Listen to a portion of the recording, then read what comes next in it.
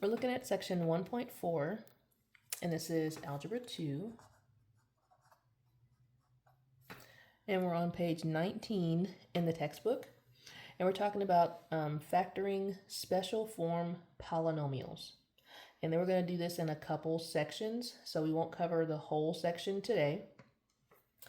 But first we're going to talk a little bit about what we mean by factoring. We've heard about factors before. We've talked about like prime factors, factors of numbers. And so we're going to be using the fundamental theorem of arithmetic, which you may not have known that term, but we've used it before. That means that we understand that every composite number can be written uniquely as a product of prime numbers, okay? So we learned that when we did our factor trees, that we could break down any number into a list of prime numbers, okay? We just didn't know it was called the fundamental theorem of arithmetic, all right? And so if that's helpful, put that term in your notes, okay? The fundamental theorem of arithmetic. We're going to talk about polynomials and the factors of polynomials, but there are a special type of polynomial that are, some of them that are prime, okay? A prime polynomial, kind of like a prime number, is a polynomial that can be factored no further, that it can't go any lower, right? Like a prime number could only be, can't be reduced any lower or broken down. It's just the number times 1. Polynomials can also be prime, okay? So what we're going to be doing is looking at several types of polynomials and how to factor them. So the first type of factoring is what we call common factors, or identifying the common factors in a polynomial. And there's several methods for doing that, and one of them happens to be kind of like what we did with FOIL, but like a foiling backwards. Like think about like undistributing, okay? And so we'll talk about that. There's also a factoring type that's like with grouping. And yeah, and then the special forms. And so we're starting with the special forms first. Okay, so I flipped over to page 20, and the first thing we're going to do should look familiar if we've done factoring in our previous math classes. And that first type of factoring is to factor out the common factor of each polynomial, or the greatest common factor that we abbreviated as GCF. Okay.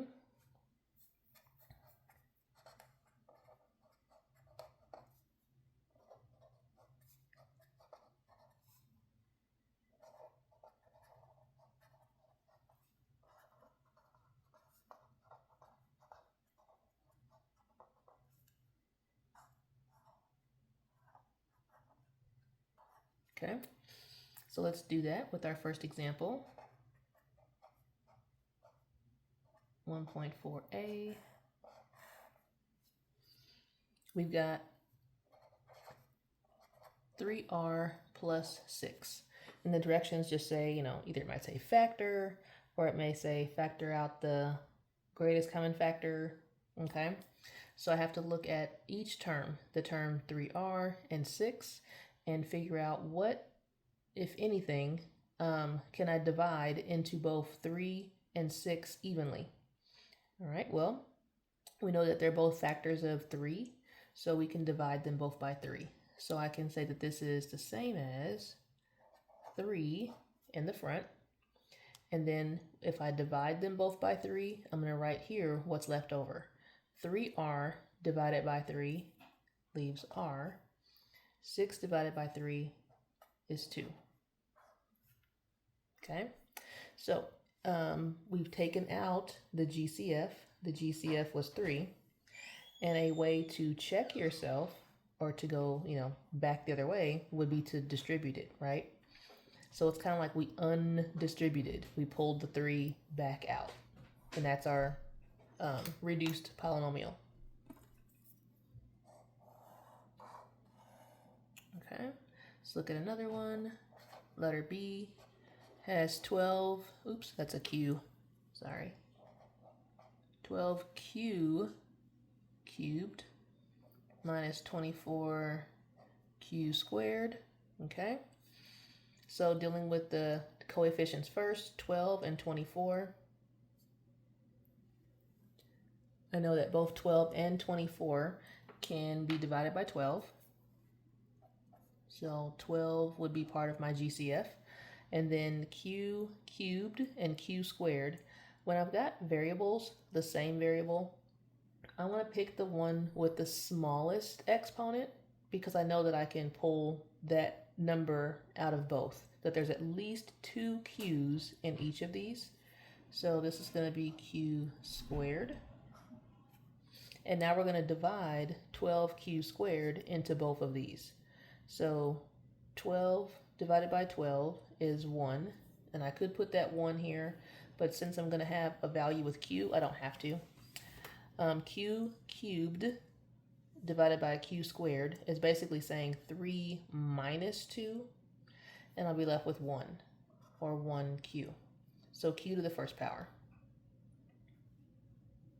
I'll try to put a little tail on these so you know they're q's and not 9s or something. And then negative 24 divided by 12 would be minus 2. And then q squared divided by q squared would be q to the 0 power. So no more q's. So here is our polynomial factored with the GCF out front. And again, you could always check yourself by distributing it back and seeing that you would get the original. All right, one more example of this. Letter C. We've got 12x, and then m plus 2 is in parentheses, minus 5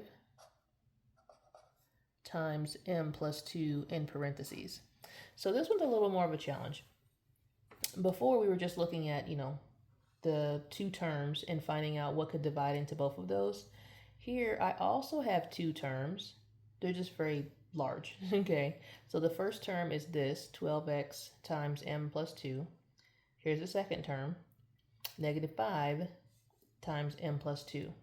And I'm looking for what's the same for these two terms. Well, both terms have this m plus 2. So this is the part that I can take out as the common factor. So I'm going to put m plus 2 in the front and then show what's left.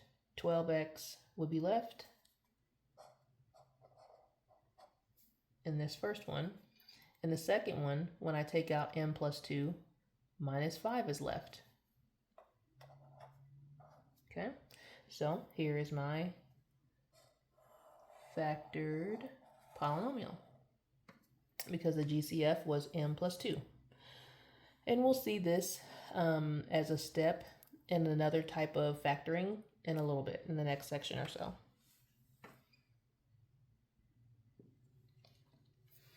All right, the next type of factoring that we'll do, we just did the greatest common factor. Now we're going to look at some special forms, and this first one is the perfect square trinomial.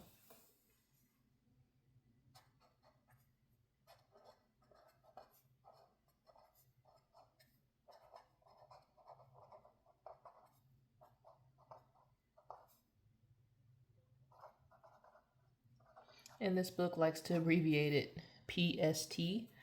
I don't use that abbreviation very often, but just so you know it, if you see that in the book somewhere, they're referring to perfect square trinomial. So they're kind of going back to something we did in the previous section, that if we had a binomial that was squared, we knew that we could write it out twice and then, use FOIL, and we would end up here. Well, the shortcut told us that we could square the first term, we could square the last term, and then that middle number was from multiplying these two terms times 2. So it's 2 of the w times v, the u times v. So using this, we're going to go opposite direction. They're going to give us this trinomial, and if we happen to notice that it's a perfect square trinomial, then this will be our answer, okay? Let's see. And so here's the general form of it down at the bottom.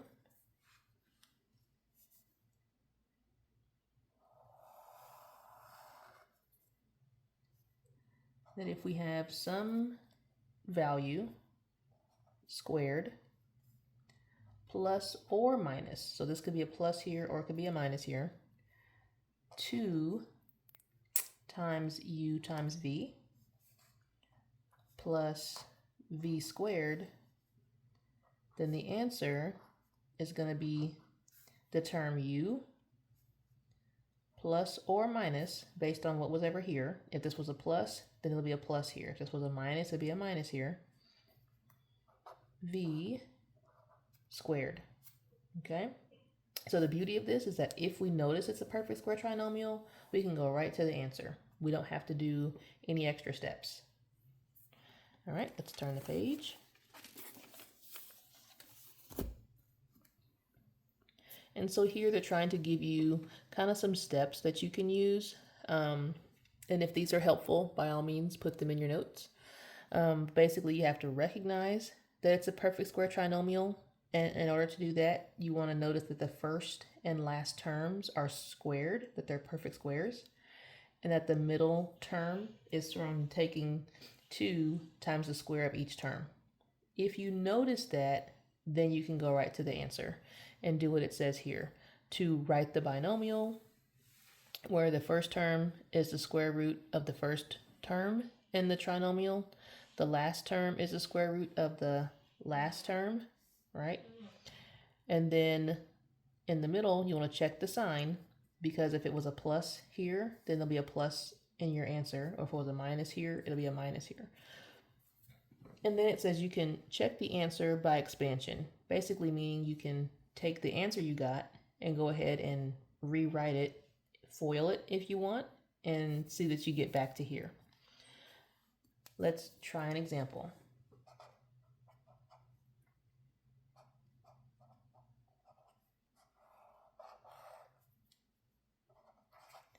All right, letter A has 25 x squared minus 20x plus 4. So the first thing we're looking for to see if it's a perfect square trinomial is, is the first term a perfect square? And yes, it is. 25 is a perfect square, and so is r squared. The last term, 4, is also a perfect square. We know that 4 is one of our perfect squares. And then I know the square root of 25 is 5. The square root of 4 is 2. So 5 times 2 is 10. If this middle term is equal to the square of each of those times 2, then it's a perfect square trinomial. And in this case, we said square root is 5 times the square root is 2 gives you 10. 10 times 2 is 20. So this is a perfect square trinomial. So again, having to think through that, going through the extra step of kind of calculating it, makes getting the answer very easy. The square root of 25, we already said was 5. That's the first term. Square root of x squared is x. Whatever the sign here is, tells you the sign to put here. So it was a minus. So it's a minus here. Square root of 4 is 2. And then we're going to show that this is going to be squared. Okay? So we just factored this perfect square trinomial because we knew that it was a perfect square. So again, square root of the first term, square root of the last term, keep the sign of whatever the first one was there, and square it. And again, you could check it. They're showing you down here that they went ahead. You can write it out twice and then FOIL it, however you want to do that. And you should come back out with this. Let's try another one.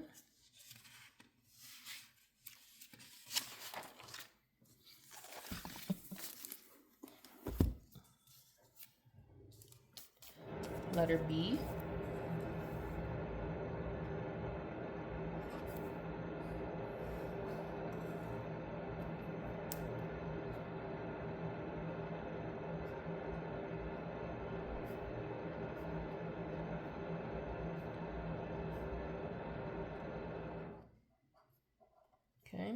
So 4 is a perfect square, 9 is a perfect square. That would be 2 and 3. Well, 2 times 3 is 6, times 2 is 12. So yes, this is a perfect square trinomial. So the square root of the first term would be 2x. Our first sign was a plus sign. So plus, and then the square root of 9 is 3. And the square root of y squared is y. And we're done. Okay. And let's see.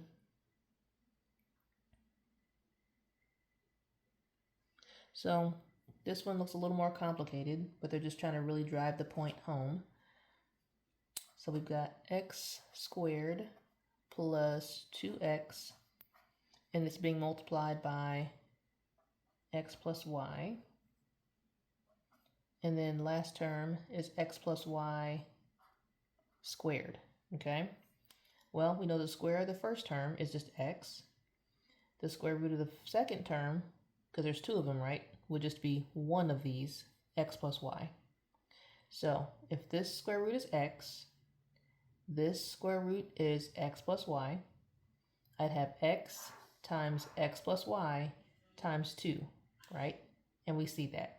So this, even though it looks kind of wild, is a perfect square trinomial. And if we're following the pattern, it'll be the square root of the first term, which is x. The first sign here was a plus sign. And then the square root of this last term, which is, x plus y squared, square root would just be one of these, so an x plus y.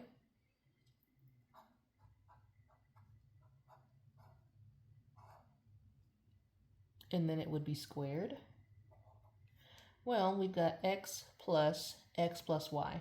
We can simplify that because x and x are like terms. I don't have to distribute any negative. I can just take the parentheses off. So x plus x is a 2x, and then we still have the y. And it's still squared. So this is the answer. Okay, so a little more complicated, but same concept.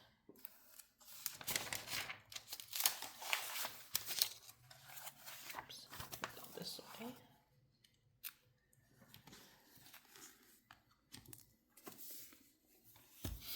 All right, the last kind of special one we're going to do today in this video is the difference between two squares.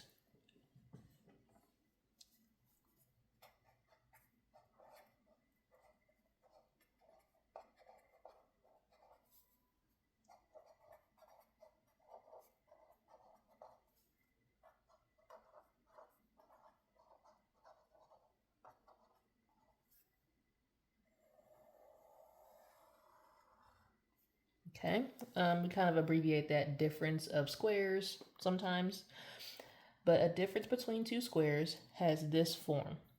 So if we notice that the first term is squared minus the second term that's also squared, then we can go right into the answer and say that it must have come from taking those two terms and either adding them and multiplying it by those two terms being subtracted. And we've seen this. We saw this in one of our special, when we were multiplying polynomials, that if we notice we had the same terms, but one was added and one was subtracted, then we could go right to the answer, of just writing the square of the first term minus the square of the second term. We're just going backwards now. That if we see two perfect squares being subtracted, then we know that they can be factored down into, the square of each term, the square root of each term, but once being added and once being subtracted. We'll see an example. Of all the special ones, this is the one that I think I've used the most. It's easy to recognize. because it just has two terms and it's being subtracted. And therefore my brain just enjoys going right to the answer on these ones. Okay, so first off, I notice it's not a trinomial, so it's not going to be like the ones we did before. I only have two terms. And if I happen to see perfect squares like 16 and 81, and it's being subtracted,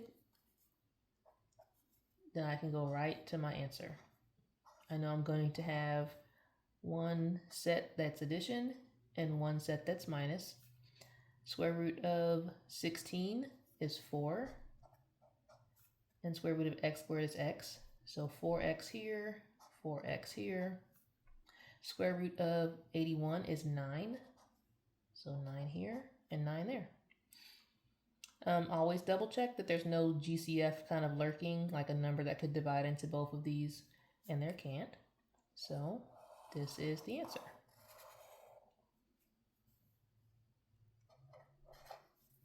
Let's look at another one.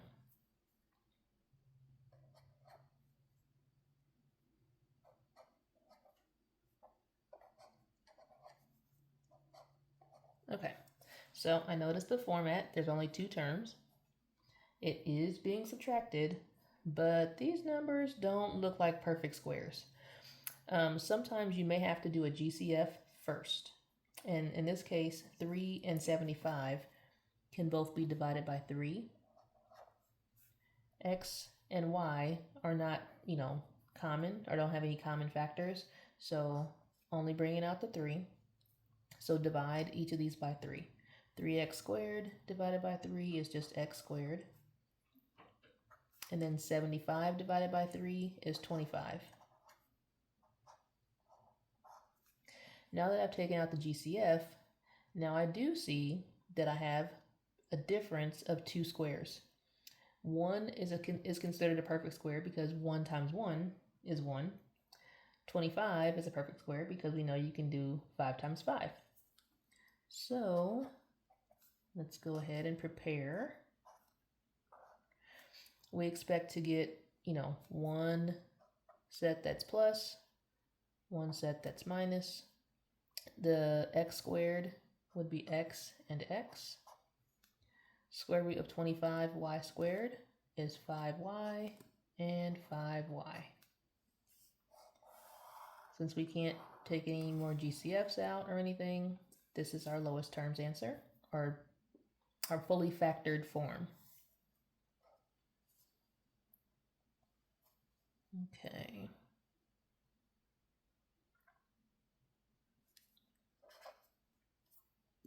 And we'll go ahead and do both of these just to have them in your notes, these last two examples.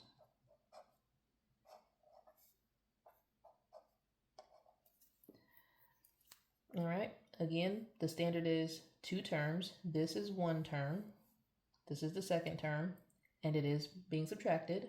So if we are going to break this down, I'm going to make bigger parentheses, make some extra room, because the square root of this first term is just going to remove that square, right? You're going to have one of these, a 2x minus y. Again, one's plus, one's minus. 2x minus y goes here. And then x squared would be x and x. So it looks kind of messy, so we will clean it up.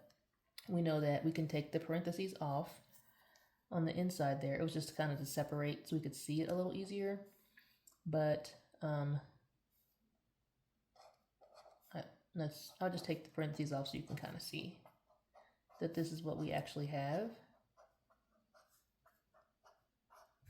So I can put the like terms together.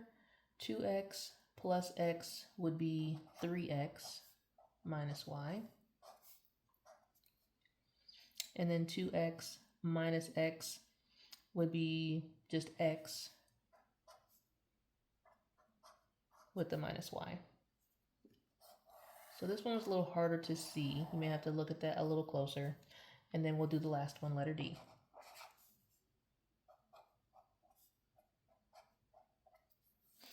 Okay, this is definitely a math book favorite here. We do have a difference of two squares. The square root of x to the fourth would be x to the second, right? So we know we're going to rewrite these. One's plus, one's minus.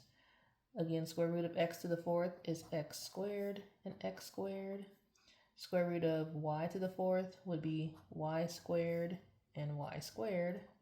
Okay, so looks good. Could be done here, except for the fact that there's a secret difference of squares still here. Okay, this one is done. You can't do anything with plus. There's no sum of squares. It's only a difference of squares. So x squared plus y squared is still part of my answer. But this, we're going to break down into two more. One will be plus, one is minus. The square root of x squared is x. So we've got x and x. Square root of y squared is y times y.